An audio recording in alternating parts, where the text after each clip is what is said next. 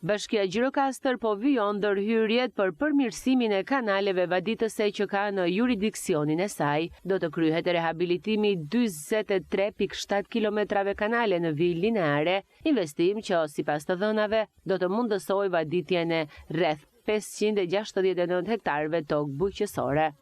Për disa ditësh ka nisur puna në çdo njësi administrative për rregullimin dhe sistemimin e çdo kanali vaditës. Në shirat intensive të ditëve më përpara kemi pasur një problematik të theksuar në disa zona të njësive administrative.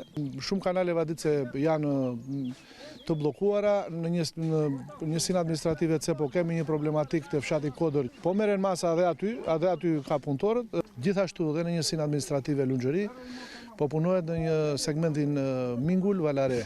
Po bëhet rregullimi i gjithë kanaleve vaditëse.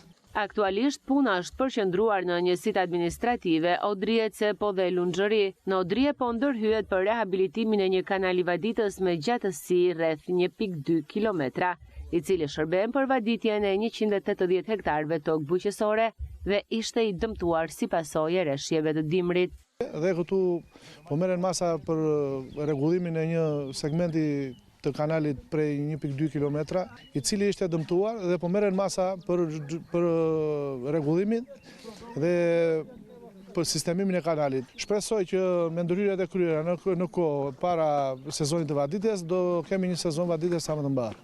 Ndërhyrje të tilla synojnë përmirësimin e infrastrukturës vaditëse dhe mbështetjen e fermerëve veçanërisht në prag të sezonit të ri bujqësor.